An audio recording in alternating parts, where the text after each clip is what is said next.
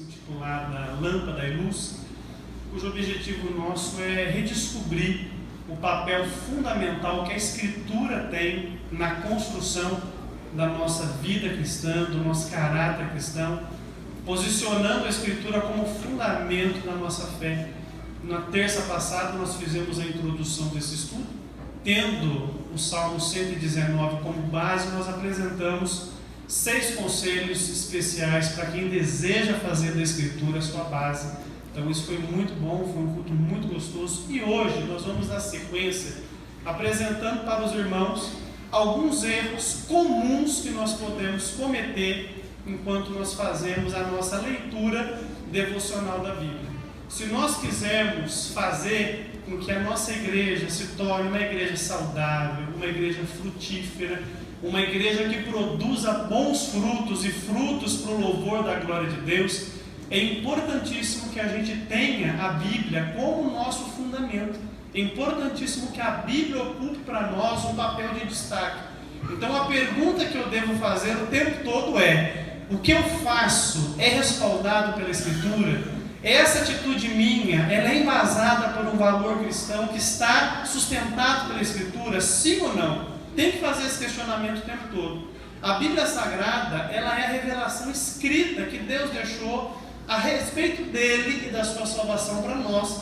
Então foi um método que Deus encontrou de deixar para nós uma revelação fidedigna, absoluta, para que tudo aquilo que pode ser conhecido dele seja realmente conhecido através de um livro para ser lido e para ser consultado. Então é normal que os cristãos leiam a Bíblia com bastante frequência. Você já leu a sua Bíblia hoje? Quantos aqui já leram a Escritura? Estou vendo alguns irmãos conversando, eu vou aguardar um pouquinho. Acredito que é mais importante a conversa. Posso continuarmos? Amém? Vamos dar continuidade então. Então uma comunidade cristã saudável, ela vai ter como fundamento a Escritura. E ela vai ler a Escritura com bastante frequência. O tempo todo ela vai consultar o livro, ela vai refletir a respeito do livro. E essa é uma grande conquista que nós temos como cristãos evangélicos, que o acesso ao livro está bem facilitado. Você tem na sua mão aí, por certo, um exemplar da Bíblia que você conseguiu adquirir, que você conseguiu ler. E esse é um benefício imenso que nós temos aqui no Brasil por gozarmos de liberdade religiosa. Em alguns lugares do mundo, a Bíblia é proibida. As pessoas não podem tê-la. Os cristãos, para poderem ter acesso à Escritura, eles têm páginas rasgadas da Bíblia em que eles compartilham com o outro. Guardam aquela folha da Bíblia uma semana, leem ela até decorar os versículos, então eles trocam com um amigo que tem uma outra folha, porque possuir o livro todo é proibido. Por exemplo, na China, a Bíblia é popularmente conhecida como o livro da capa preta, considerado um livro de feitiçaria, proibido. A única igreja que pode existir lá é a igreja oficial do país, chamada Igreja dos Três Poderes. E ali, a Bíblia é ensinada somente aquilo que é de acordo com o Partido Comunista que rege o país. Então você vê que privilégio maravilhoso que você tem de poder ter uma Bíblia em casa, de poder lê-la. Contudo, como qualquer remédio, se você não usá-lo da maneira correta, ele pode trazer mais malefício do que benefício. E se a gente observar a nossa prática cristã, a gente vai conseguir identificar pelo menos 6 maneiras incorretas de se utilizar a Escritura Sagrada. E a primeira delas é quando a gente faz da Escritura um livro de adivinhação. Quem já viu isso acontecer? Então você está num momento de profunda tensão. Tem algum crente que está aprovado aqui hoje? Eu estou. Meu Deus do céu.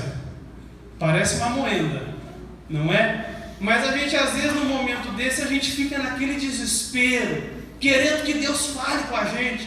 Aí a gente faz aquela oração: Deus, eu preciso de uma palavra, fala comigo. E a gente abre a Bíblia indiscriminadamente. E aí a gente começa, nunca leu a Bíblia, mas naquele dia de desespero a gente vai ler.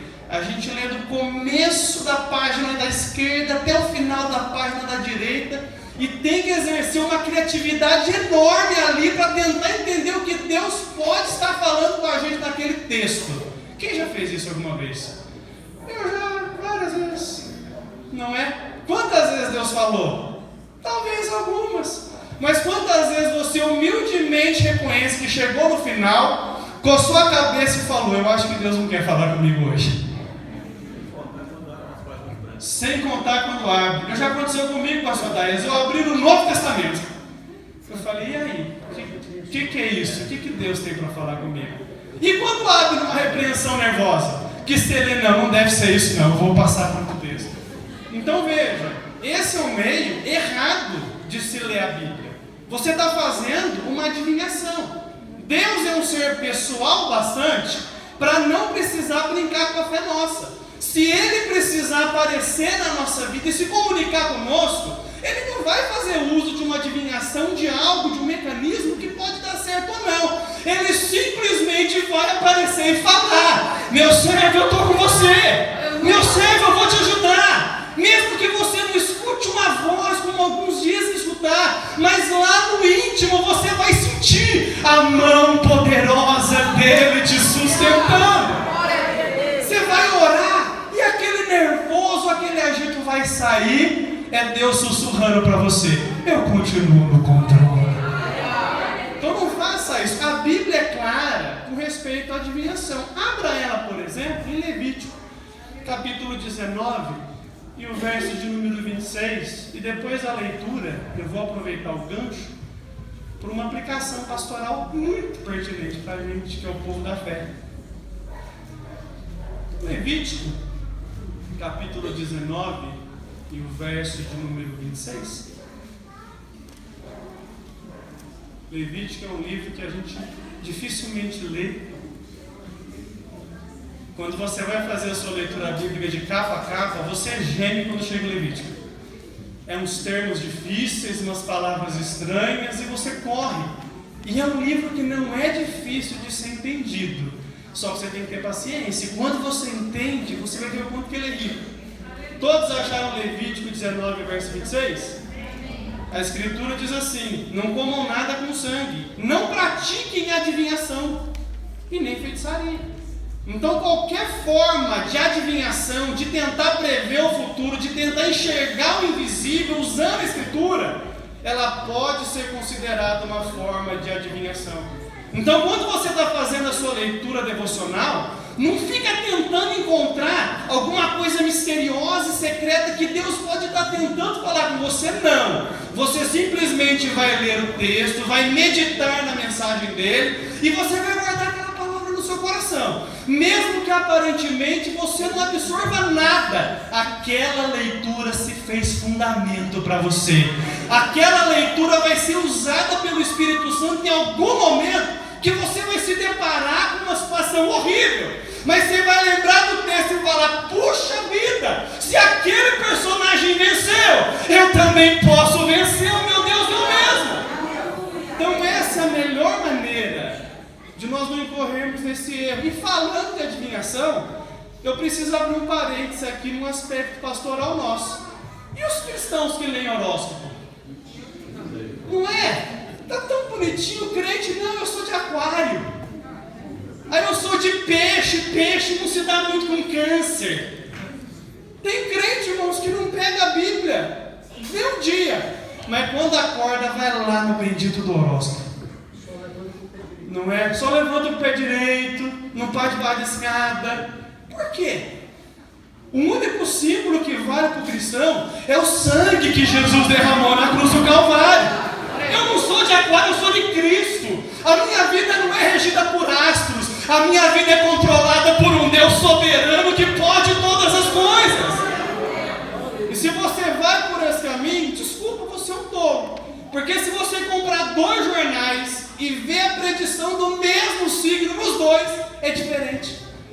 O astrólogo da Folha de São Paulo fala uma coisa, do Correio fala outra. Mas o autor da Bíblia fala uma coisa só.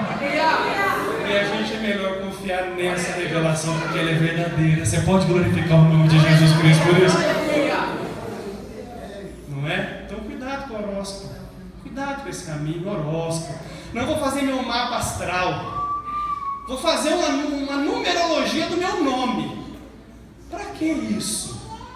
Para que isso? Deus está brincando com a gente? Deus não pode cuidar de você com esse nome que você já tem de nascença. Você tem que mudar para ter sucesso. O meu sucesso não está em número, não está no meu nome, mas está na minha fidelidade a Deus e na certeza que Ele vai cuidar da minha vida. Amém, meus irmãos? Então não faça da Escritura um meio de adivinhação. Pode ser, eu não ignoro a multiforme graça de Deus, não ignoro que cristãos sinceros em momento de desespero podem ter feito isso e terem sentido Deus falar com eles, de forma alguma. Deus é Deus, Ele faz o que Ele quiser. Mas nós precisamos encontrar um caminho normativo. E normativamente, essa não é a forma que Deus se revela para a gente. Amém, meus irmãos? Amém. Segundo conselho que eu quero trazer para os irmãos, é que a gente precisa acreditar na Bíblia toda. Toda a Bíblia. Abra, por gentileza, em Atos capítulo 20, verso 27. É uma leitura introdutória. E o que significa acreditar em toda a Bíblia? A gente tem vivido um tempo que a história chama de pós-modernidade. Quem já ouviu essa expressão alguma vez? Pós-modernidade. Qual é a máxima da pós-modernidade? Não a verdade absoluta. Se uma coisa é verdade para Ruth, amém. Mas se para mim não é verdade, amém também. E se é verdade para Adaías, amém. E se não é para o Geraldo, amém. Então, na verdade, não existe verdade. Existem percepções de uma verdade que está fragmentada e sabe lá Deus o que é certo e o que é errado. Então, a pós-modernidade, na prática social, a gente chama de relativismo. Se está bom para você, tudo bem. E a gente ainda vai além. É pior do que relativismo, é o politicamente incorreto. Qualquer coisa que você fala agora, alguém põe um processo em cima de você. Percebeu? Qualquer coisinha, irmão. Está terrível a vida. Está terrível. Eu estou vendo o dia que eu vou colocar uma foto fazendo um churrasco em casa e alguém vai me processar porque eu estou comendo carne. Só falta isso. Tudo agora é processo, tudo é dano moral. Por quê? As pessoas fragmentaram tanto a verdade que tudo agora é verdade. Você vê que tem associação hoje para defender bichinho. Mas você já viu associação para defender criança no ventre da mãe? Dão mais valor para cachorrinho do que para crianças, né? Não é? Então você vê como o nosso adversário, que ele domina a sociedade, não ignorem isso, ele fez com que a gente se preocupe com o destino dos cachorrinhos, mas não sofra com mães que estão sacrificando seus filhos com aquela desculpinha: meu corpo, minhas regras. Nada disso. O universo é de Deus, as regras são de Deus. Se você quiser ter as suas regras, cria o universo para você. Mas enquanto você está no mundo que Deus criou, a verdade é de Deus, é a verdade de Deus que vale, e você tem o direito de seguir o seu caminho. Eu não sou moralista para condenar você, mas eu preciso adverti-lo pela realidade do Evangelho, que naquele dia nós vamos prestar contas daquilo que nós fizemos. Então, faz sua vida, mata aí o que está na sua barriga, faz e acontece, mas naquele dia você vai ser chamado para prestar contas. E o que você vai apresentar para Deus? Amém? Quantos aqui são donos do seu corpo? Ninguém. E quantos aqui sabem que o corpo, o universo, o mundo pertence a Deus? Glorifica o nome dele. Então as regras são dele. Atos 20, versículo 27. Todos os irmãos compraram? Paulo dizendo: pois não deixei de proclamar a vocês todo o conselho de Deus. Marque na sua Bíblia essa expressão. É todo o conselho. Conselho não pode ser dado pela metade. Conselho tem que ser dado inteiro.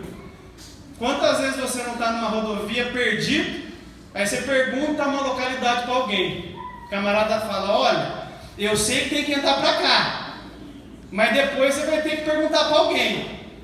E aí você entra, não acha ninguém e você continua perdido. Conselho bom é dado inteiro. Entra aqui na esquerda, depois você vai ver o semáforo. No semáforo você entra à direita. Entrou à direita, vai ter um posto de gasolina. É 2 quadras para frente. O conselho foi dado todo. Agora, quantas pessoas estão dando só meio conselho? Quantas pessoas têm ocultado porções da Bíblia pelo bel prazer, com medo de chocar o povo? Não é mesmo? A gente fica naquela: não, eu gosto muito de ler os Salmos, porque os Salmos eu entendo. Amo aquelas profecias de Isaías que Deus está falando comigo. Se passares pelo fogo, né? Eu não Nossa, eu amo. Mas quando pega um versículo lá, raça de víbora, quem te ensinou a escapar da ira vindoura? Não. Eu me recordo de uma vez que eu ouvi de um pastor, ele comentando que o irmão estava brigando com uma coisa que ele não concordava na igreja. E daí o pastor perguntou humildemente para ele: mas irmão, onde que está escrito isso que você não concorda? O irmão falou: não está escrito. Mas irmão, se não está escrito, não está escrito. Mas devia estar escrito.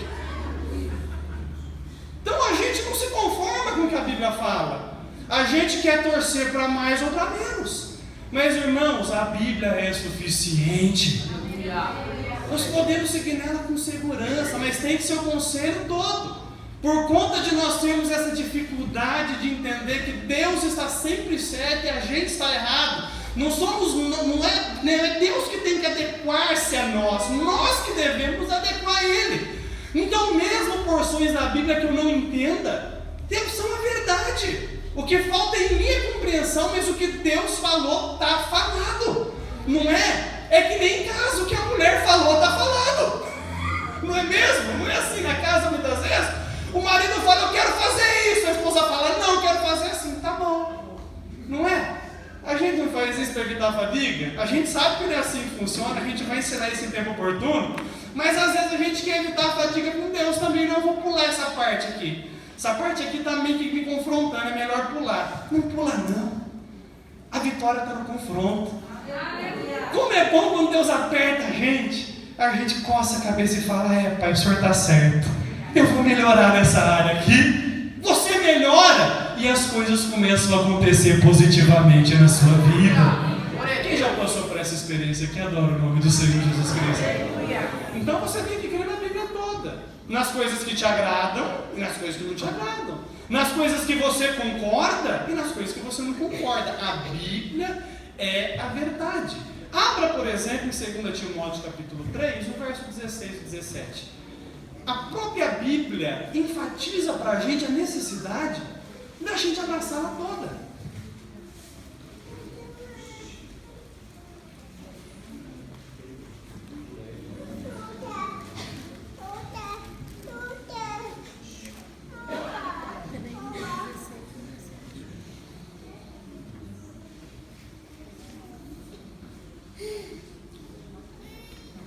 Louvado seja Deus. Todos os irmãos encontraram? Amém. Então, o irmão lê para a gente em alto e bom som.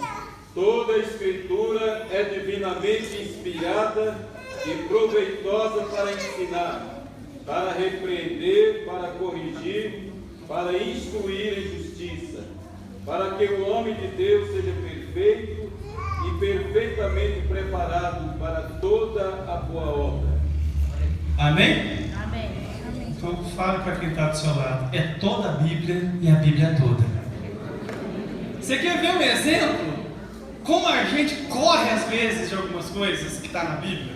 A gente corre, irmãos. Vamos ser sinceros, humilde.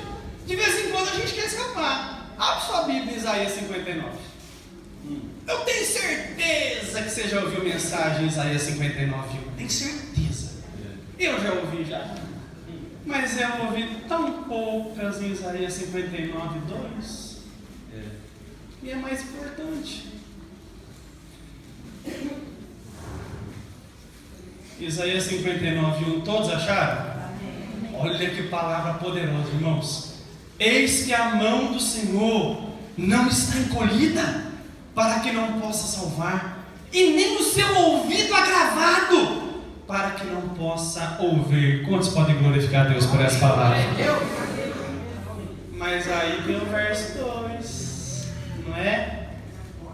Mas as vossas iniquidades fazem divisão entre vós e o vosso Deus, e os vossos pecados encobrem o seu rosto, para que não vos ouça.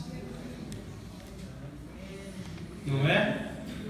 Então muitas vezes nós queremos os nossos direitos, e nós temos alguns porque a cruz nos deu por graça, não por mérito nosso. Mas a mesma cruz nos mostra o modelo de um discipulado que envolve consagração, dedicação e santificação pessoal. Então eu quero que Deus pode me dar, mas eu não me submeto ao que Ele requer de mim. Não é assim que funciona. O universo é dele e as regras são dele. Amém? Então a gente tem que aceitar a vontade dele para a nossa vida. E às vezes nós temos uma postura que realmente está brecando a nossa santificação e aquilo que Ele pode construir na nossa vida.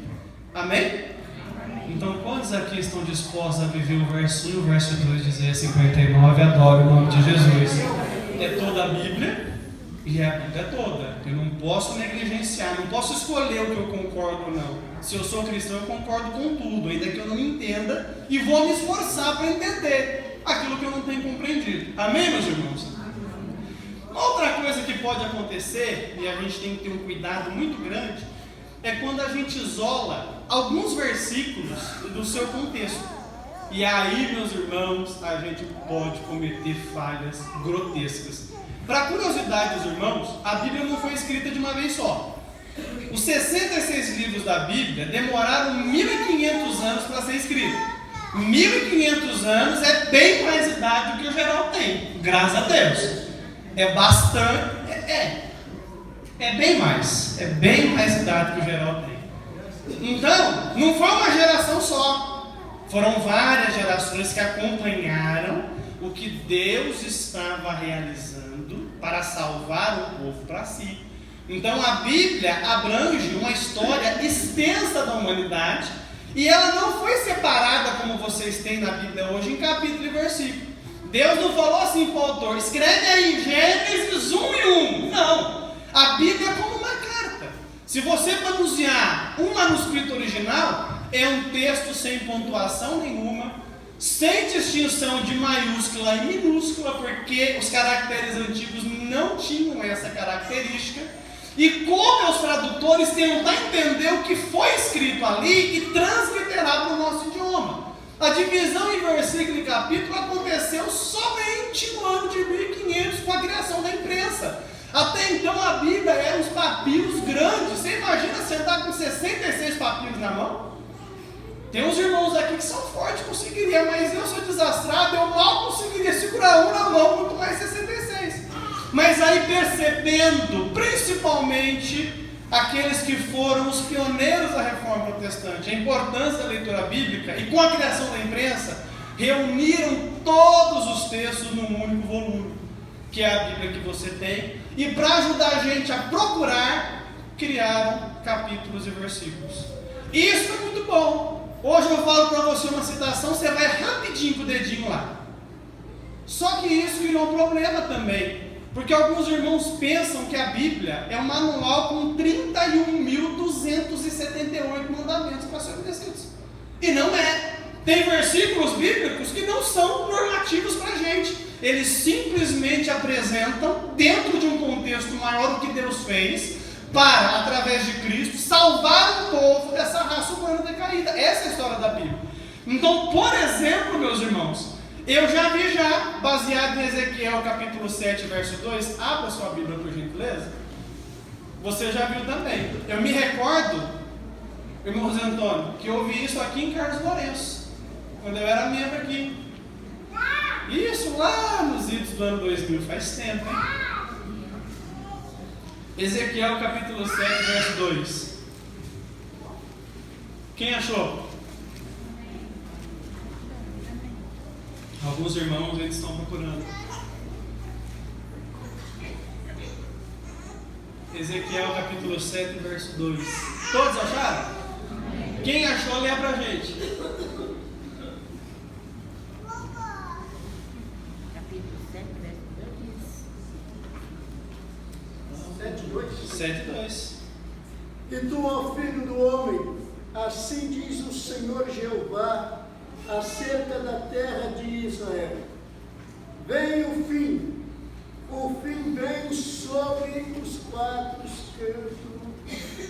cantos da terra. Eu já vi ser pregado aqui, não como obreiro da casa, como obreiro convidado, que por causa desse verso era a comprovação que a terra era quadrada,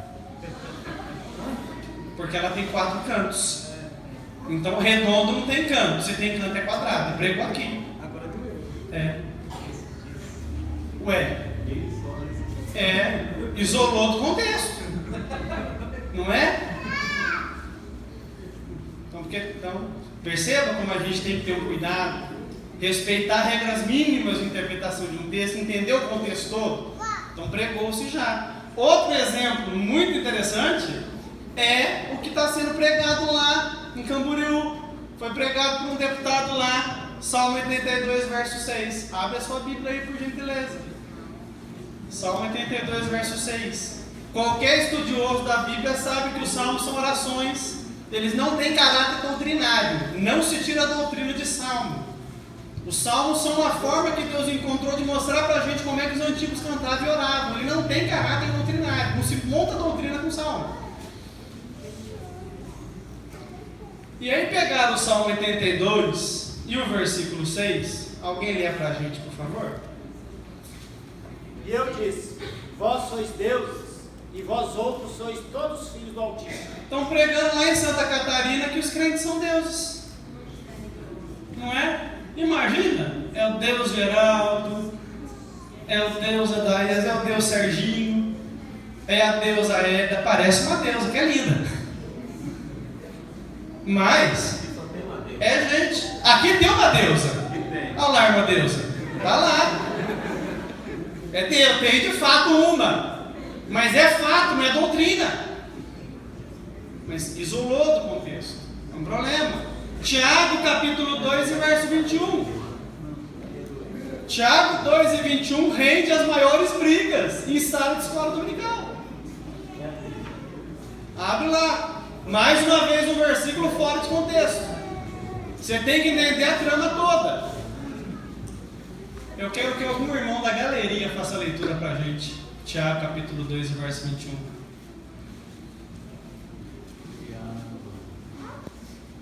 Porventura não foi pelas obras que nosso pai Abraão foi justificado quando ofereceu sobre o altar seu filho Isaque? Muito bom. Igreja que está estudando Romanos na escola dominical, a justificação é através do quê? Da fé. Mas está escrito que é pela obra. E aí? Desvenda esse mistério aí. A palavra justificado está sendo usada de modo diferente. A justificação de Romanos é como que Deus declara justa uma pessoa pela fé que ela tem em Jesus. A justificação de Tiago é como a sociedade vê uma pessoa como justa através de uma obra que ela pratica. É diferente. Temos que ter esse cuidado. Senão a gente vai voltar para o paganismo querendo ser aprovado por Deus pelas obras que pratica. Quando nós sabemos que a obra que nos torna aceitáveis a Deus é o sacrifício perfeito que Jesus ofereceu na cruz. E somente Ele. Só vamos entrar no céu porque Ele derramou o seu sangue por nós. Não é o que eu faço que me salva, é o que Ele fez por mim na cruz. Então a gente tem que ter esse cuidado e não isolar texto do seu contexto, porque senão a gente vai incorrer em erros. E todas as vezes que um erro ocupa o lugar da verdade no nosso coração, a nossa fé vai ser desvirtuada. Amém, meus irmãos? Amém. Isso é importante. Quarta dica, para a gente não cometer erros na nossa leitura devocional: confundir os povos da Bíblia e as alianças bíblicas. Eu li uma história num livro, não me recordo agora se foi num livro de Paul Cho ou se foi num livro do irmão Sun. É um livro de um obreiro da Coreia do Norte, da Coreia do Sul, e ele comenta que aquele movimento da fé que de vez em quando tenta entrar na igreja, né, teologia da prosperidade, triunfalismo, chegou lá também. E uma das ênfases desses movimentos espirituais é você pegar versículos e aplicar eles na sua vida como uma verdade absoluta, indiscriminadamente. E um grupo de obreiras lá pegou aquele versículo que diz: e passares pelas águas, eles não te submergirão. E ela, para provar para a congregação dela que ela tinha fé, ela foi atravessar o rio caudaloso com base nesse verso. Morreu afogada. Morre mesmo. Não é? Exatamente. Não tentará a sorte de Deus. É esse ela não leu. Não leu. A gente não pega esse versículo para fé, né? A gente pega só os que parece que a gente é o super-homem e Mulher Maravilha. Morreu. Por quê? Confundiu o povo, confundiu a aliança. Essa palavra foi falada na Bíblia numa profecia para Israel, mencionando a preservação nacional de Israel em meio ao período ali do cativeiro. Não tinha finalidade absoluta. E crente que toma veneno porque está escrito que se beberem alguma coisa mortífera, não lhes fará mal algum. Tem gente que faz isso. Mas espera, Deus pode preservar um obreiro que foi enganado por um ímpio miraculosamente dessa forma. Mas isso não é normativa. Eu não vou sair daí bebendo veneno em nome da fé. Deus não é menino, irmãos. Mas tem gente que faz. Então, tudo posso naquele que me fortalece. É pra gente. Está na Bíblia. Mas isso não te dá o direito de contrair dívida. Jesus, estou comprando aqui, o senhor paga. Não é? O carnê das Casas Bahia, irmão, é você que vai pagar. Não é Jesus. Fez dívida, sujou o nome. Você está pecando. E é você que tem que resolver isso. Ele pode te dar sabedoria, saúde para trabalhar. Mas você vai ter que pagar o preço. E a conta. E limpar o nome. Porque o obreiro com o nome sujo não cresce no ministério da igreja. Nem os crentes. Não cresce, não sei nem se sobe. Não é? Então temos que ter esse cuidado. Então, essa é uma dica para os irmãos. Preste muita atenção que tudo que foi escrito no Antigo Testamento foi direcionado a um povo. Que povo é esse? Que povo é esse? Israel. Você é israelita? Tem algum judeu aqui? Então não é para você. Esse texto pode lhe mostrar o modo que Deus trabalha, e o que Deus fez, e o que Deus pode fazer. Mas isso não é normativo para você. Então cuidado. Eu li lá em Levítico que a gente tem que guardar o sábado. Eu agora não faço mais evangelismo de sábado com o pastor Sérgio. Mas a carninha de porco você continua comendo, que está escrito lá também. Mas foi falado para a gente isso? Não. É para nós isso? Não. Como que eu sei que algo da antiga aliança, do Antigo Testamento, vale para a gente? Se os apóstolos repetiram isso nas epístolas. Tudo que é moral do Antigo Testamento, não matar, não roubar, não adulterar, vale para a gente. Todos esses mandamentos foram repetidos. Agora, não cortarás cabelo redondo. Eu corto. A sua Thaís também corta ali, ó. Manda cortar. Amém. Glória a Deus. Eu também não. Verdade. Também mando cortar. Então não cortarás cabelo redondo. Tá lá. É pra gente? Não é. Celebrarás a festa dos tabernáculos como comemoração perpétua. Vamos fazer a festa do tabernáculo aqui. Vamos todo mundo morar numa tenda, no meio da rua. Por 7 dias. Vamos lá? Não é pra gente. Mas o que isso nos mostra? Que Deus trabalhou fielmente para preservar um povo que foi Israel, porque desse povo nasceria o Messias. O Messias morreria na cruz por mim e por você. Então Deus preservou Israel das piores experiências, e até hoje Israel está de pé como um testemunho da fidelidade e da soberania de Deus. E isso vale para mim. A nação que ele escolheu foi preservada. A igreja, que é a nação escolhida de Deus hoje, também vai ser preservada no dia mau. Então, você precisa ter isso em mente. Não confunda as alianças, não confunda os povos. Uma dica: todas as vezes que você lê no Antigo Testamento assim, os capítulos acostumam começar assim: falai aos filhos de Israel. Se pergunta, eu sou israelita? Não sou. Então essa leitura para mim, ela vai me trazer princípios, algumas aplicações, mas ela não é normativa para a minha vida, ela não gera normas para mim. Amém, meus irmãos? Isso é muito importante. Cuidado com isso. Quanta campanha é feita hoje em igreja neopentecostal baseada em promessas do Antigo Testamento?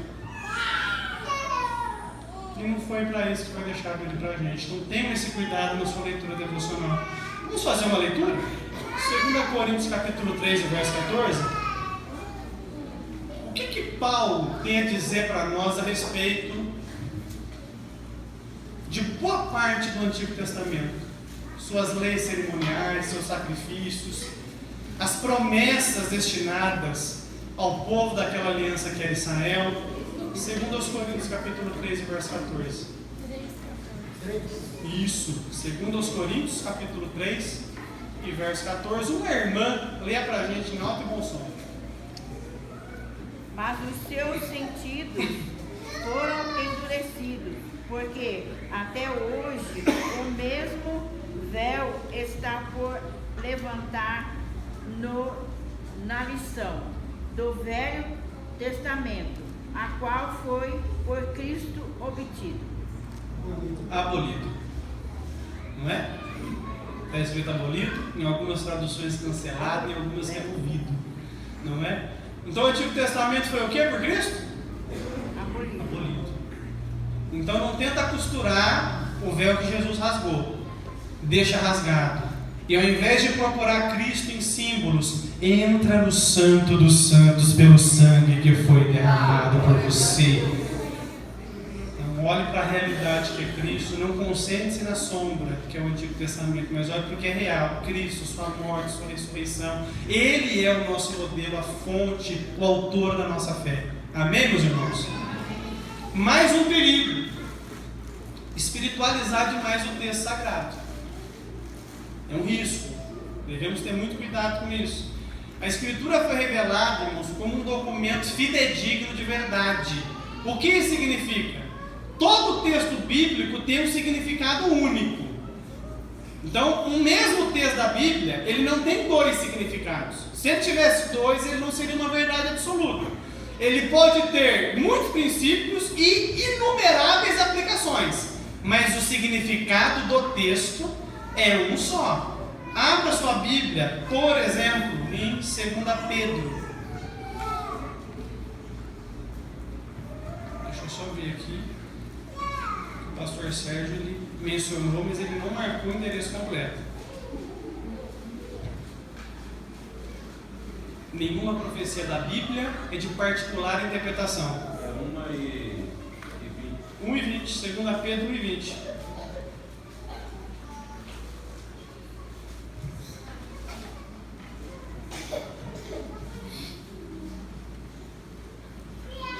Marque isso na sua Bíblia. Esse versículo é importantíssimo na sua leitura. Todos os irmãos encontraram? Amém. Quem achou, leia pra gente, por favor. Sabendo primeiramente isto, que nenhuma profecia da Escritura é de particular interpretação. Então perceba, eu não posso interpretar o texto de uma forma e ter isso como uma verdade absoluta e exaustiva, e você de uma outra como uma verdade absoluta e exaustiva. De fato, a Escritura tem um significado único. Muito embora as tradições da igreja em todo o mundo possam divergir em poucos textos bíblicos com respeito à interpretação, no geral, aquilo que é central da Escritura é consenso em todas as tradições cristãs. Então a gente não pode fazer com que o que eu acho seja mais importante do que o que de fato está escrito. Há um único significado na Bíblia, e é meu dever e o seu encontrar esse único significado. Uma vez que eu descubro essa verdade que é absoluta, que princípios que essa verdade me apresenta? Descobrir os princípios, como que eu posso aplicar esses princípios na minha vida? Mas o sentido é um só. Agora, às vezes, o irmão lê um livro na Bíblia e ele espiritualiza para ele. Eu me recordo de um episódio que um companheiro do ministério compartilhou comigo, de um obreiro que ele estava com a festividade dele da igreja acontecendo, preza acontecer, e ele chegou no pastor e falou assim: ô pastor, está chegando a minha festa, mas eu não vou fazer cantina não. Aí o pastor perguntou: por que você não vai fazer cantina? É tão importante, a gente arrecada fundos. Não, pastor, deixa eu explicar para o senhor. É que está escrito que Jesus expulsou os vendilhões do templo. Então eu acho que é pecado fazer cantina. Aí o pastor, muito sábio, respeitando a consciência do irmão, não era um irmão tão experimentado, não, tudo bem, companheiro, eu respeito a sua posição, embora eu reconheça ali que Jesus estava tratando com judeus, que ele expulsou na verdade pessoas do templo ali de Salomão, templo de Herodes, não tem nada a ver com a gente, até porque Jesus nunca mandou construir igreja, mas eu respeito a consciência do irmão. E passou. A hora que chegou a semana da festa, o companheiro chegou no pastor: pastor, Está aqui os gastos que eu vou ter com a festa. Então eu vou gastar tanto com decoração, eu vou gastar tanto com os irmãos que eu vou convidar, e eu quero que o senhor acerte isso para mim. Aí o pastor falou, não, você que tem que acertar, a festa é sua. Por que eu vou ter que pagar? Não, pastor, mas eu não tenho dinheiro. Por que você não tem? Aí o irmão lembrou, porque eu não fiz cantinho. Aí sabe o que ele fez? Pastor, posso fazer uma cantina hoje à noite?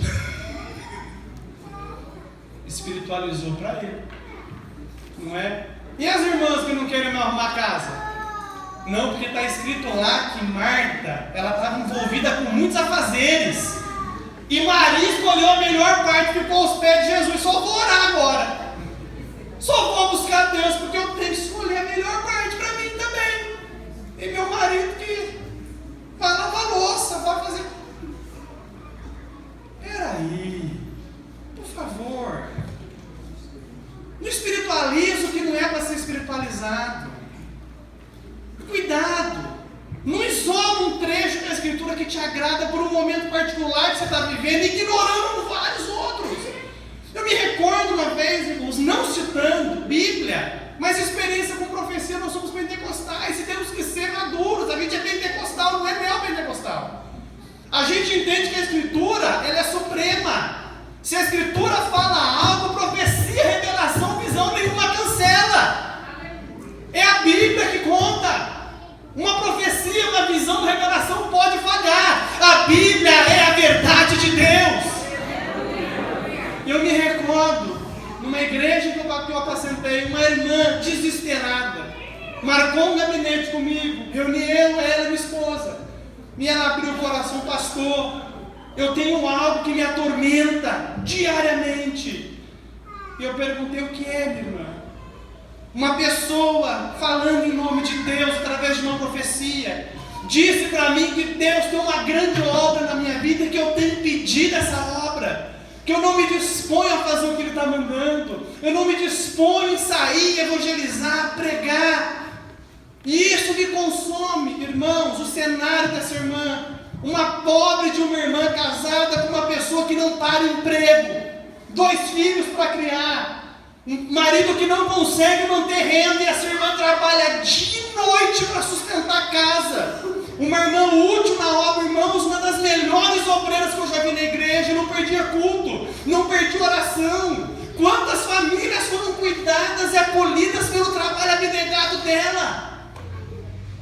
Mas ela oprimida por uma palavra de profecia.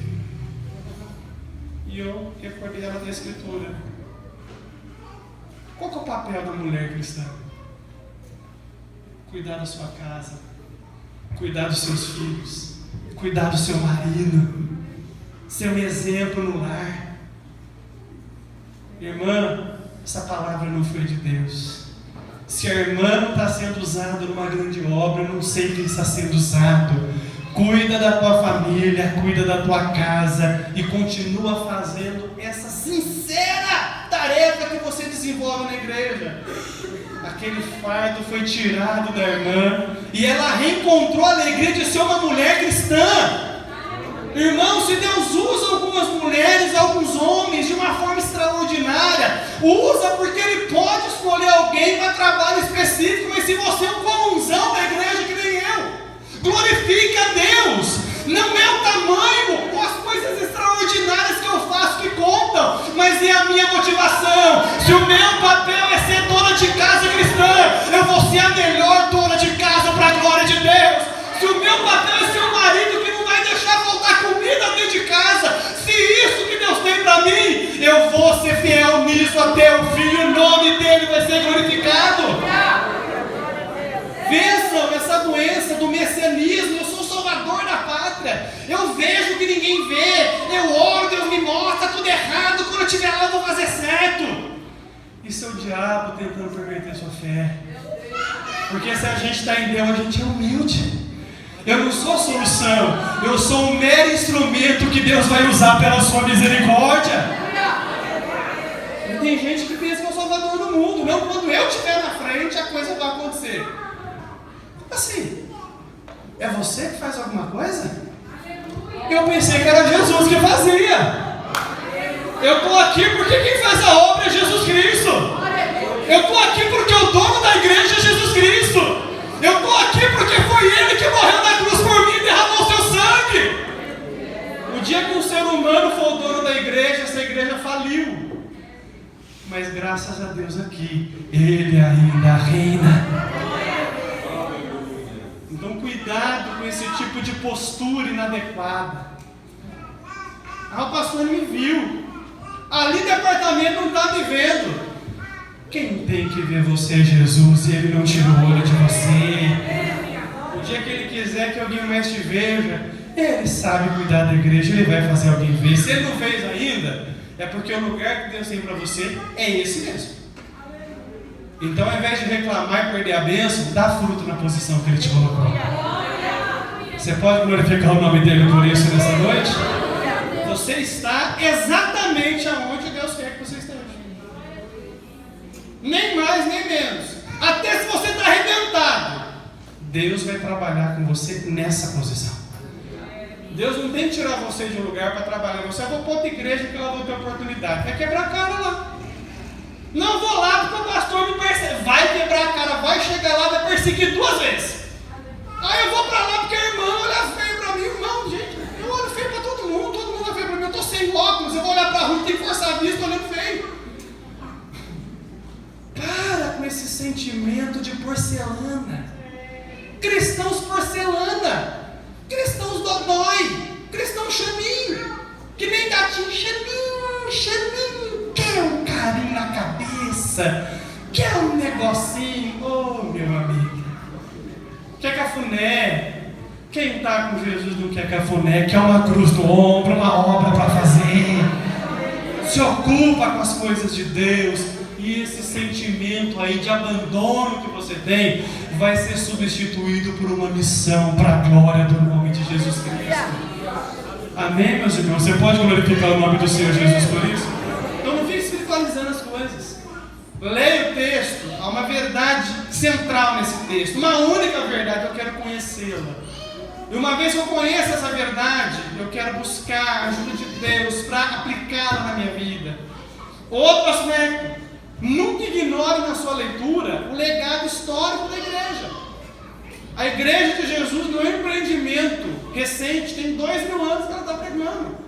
Então muitas coisas já estão formuladas e são absolutas na igreja. As principais doutrinas da nossa fé já estão totalmente estabelecidas. Mas hoje a gente está com um sentimento de querer buscar algo novo, como se Deus não tivesse falado algo para a gente. E isso abre brecha para muito problema. Atos 17 e 21 reflete o sentimento de muitos cristãos. Já estou encerrando. Atos 17, verso 21. Vamos aguardar os irmãos encontrarem. Marque esse versículo na sua Bíblia. Escreva do ladinho dele assim, olha. Será que eu sou essa pessoa? Só um segundinho, companheiro, que alguns irmãos estão procurando, nós vamos aguardar. Atos 17, verso 21. Todos acharam? Amém. O irmão que pediu para ler aqui, pode ler, por favor. Pois todos os atenienses e estrangeiros residentes, nenhuma outra coisa se ocupavam, senão de dizer e ouvir alguma novidade. Tem gente que é assim, eu preciso de novidade, preciso de algo novo. Aí aparece um pajé curandeiro aqui, não é? Eu creio na cura. Meu Deus cura. Meu Deus cura qualquer enfermidade. Mas Ele não cura todos os enfermos. E Ele não tem obrigação nenhuma de curar ninguém. Ele cura porque Ele é misericordioso e misterioso. Tem gente que Ele simplesmente não cura. Se Deus percebe que uma doença na gente nos deixa mais humilde, mais crente, a gente fica a doença até o final da vida. Deus prefere um crente doente do que um camarada saudável e que não se submete a Ele. Deus é misterioso. Mas aparece um curandeiro aí, olha, vem aqui, o santo homem de Deus ora pela revelação do Divino Espírito Santo, todas as enfermidades são curadas, o povo vai no atropelo e vai lá e põe a mão na irmãos, cada coisa que eu já vi. Só Jesus na causa, só Deus. Eu me recordo que um tempo atrás aconteceu aqui em Campinas, não envolveu a Assembleia de Deus, mas envolveu uma igreja neopentecostal bem grande na cidade, que surgiam os irmãos dizendo que haviam recebido uma revelação que não tinha sido aberta para todos. Era uma revelação, uma unção nova, secreta, fresca, não é? E esses irmãos, eles trabalhavam com cura interior, então eles oravam para as pessoas para descobrir pecados do passado que não foram confessados. Sabe como que era a sessão de cura interior? Só curava a mulher. E era uma oração dentro de um quarto fechado. E as irmãs iam de lá, nossa, nunca falei tanto em línguas na minha vida. Você imagina a confusão de língua do inferno que não foi nesse quarto. E algum tempo depois, essas pessoas estavam piores. Por quê? Foram feitas de massa de manobra, manipuladas, se apropriando das fraquezas que nós temos como seres humanos, porque o cristão não é um super-herói. O crente fica devendo às vezes, o crente às vezes fica doente, o crente às vezes fica desanimado, depressivo, e a gente demoniza, tudo é demônio. Nada disso. Eu sou um ser humano que vez ou outra sofro, e é ponto central do meu cristianismo admitir que eu sou impotente muitas vezes, que eu não consigo muitas vezes. É isso que me dá força para olhar para o céu e saber que apesar de não haver força em mim, há força nele. Apesar de não ter soluções em mim, há soluções nele. Apesar de não ter todas as respostas, ele conhece meu passado, meu presente e meu futuro. Eu não tenho que saber tudo, mas eu tenho que ter a minha vida nas mãos daquele que tem o controle de todas as coisas. E vai surgindo essas coisas, a gente vai animado, meus irmãos. Parece um cantor famoso, aí nós vamos correndo, a gente não vai nem para ver Jesus, vai para ver o cantor. Estava conversando hoje com o pastor Daniel na sede, ele contando do culto de sábado das nossas herdeiras. Disseram que até o momento que a Damares ia cantar, os crentes estavam tudo assim na igreja, ó.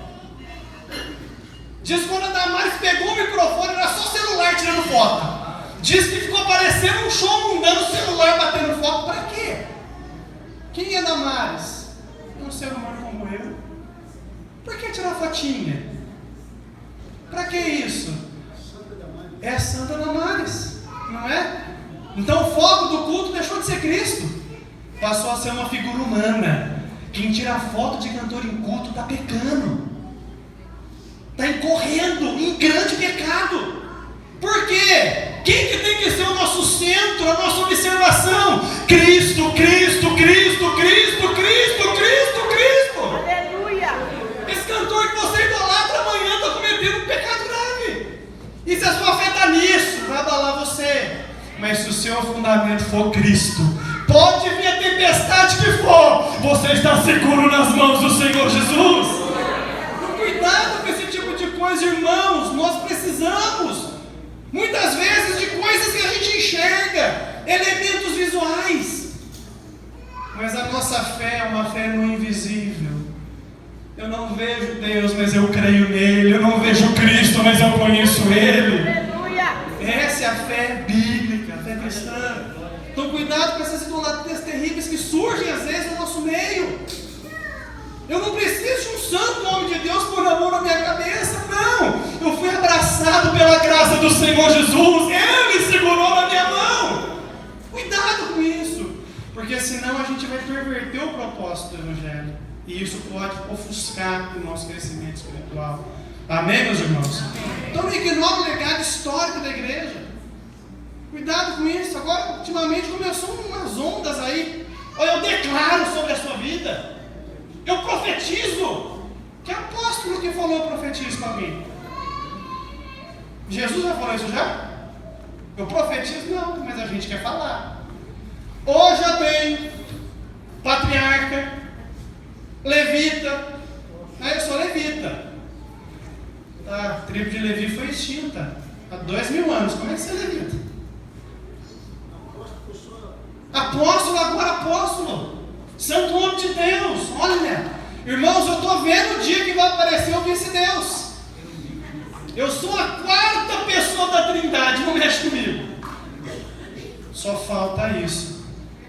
Eu e você só precisamos de um título e de uma missão. Eu quero ser um filho de Deus perdoado. Aleluia! Quero ser um servo de Deus. Eu Eu me recordo que eu recebi na Vila Ipio uma irmã, e ela se apresentou: pastor, eu estou chegando aqui e eu sou missionária. Aí eu cocei a cabeça. Falei: Jesus, o que eu faço? Cocei a cabeça. Aí eu falei: irmã, chamei ela de irmã. Então, irmã, você vai ser muito bem-vinda aqui, mas a gente não tem essas nomenclaturas, sabe? Missionária, obreira, diaconisa, pastora. A Hélida é irmã Hélida, não é pastora Hélida. Quem recebeu a mão na cabeça fui eu, não foi ela. Então eu me dirijo a ela como irmã Hélida, ela não é pastora. O chamado pastoral é meu, ela partilha por ser minha esposa, mas não é dela. Então não vamos confundir alhos com bugalhos. E eu falei para a irmã: a senhora vai ser muito bem-vinda, mas é irmã, viu? Eu vou chamar a senhora de irmã. E se a senhora quiser escolher algum título, eu tenho alguns aqui: servo de Deus, crente em Jesus. Se a senhora estiver satisfeita com esse, pode ficar. E a irmã falou: não, pastor, eu aceito o jeito que é. Então seja bem-vinda, irmã. Amém? Não temos que esconder a verdade. Vamos falar a verdade, irmãos. A igreja é a coluna e a baluarte da verdade. Aqui tem que ter verdade sempre. Porque a verdade às vezes é amarga, mais escura. Amém, meus irmãos? Eu prefiro uma verdade dolorida do que uma doce mentira. Então vamos falar a verdade sempre. Amém, meus irmãos? Amém. Isso é importante. Para terminar, meus irmãos, mude o foco na sua leitura bíblica. A partir de hoje, quando você lê o texto, não faça a pergunta tradicional: o que esse texto tem para dizer para mim? Não é essa a pergunta.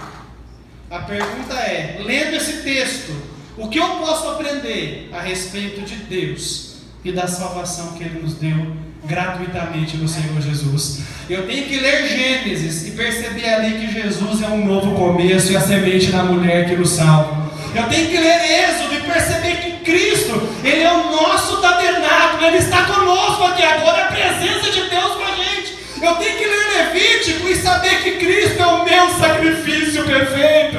Eu tenho que ler Números e tenho que perceber Cristo como o príncipe do exército de Deus, que vai na frente do povo de Deus. Eu tenho que ler Deuteronômio e perceber em Cristo a lei que eu observo. Aleluia. Então a pergunta é: esse texto me mostra o que é a respeito de Cristo e da salvação que Ele conquistou para mim. Se esse for o nosso foco, a gente vai passar a conhecer a Deus da forma como Ele é. Fique de pé em nome de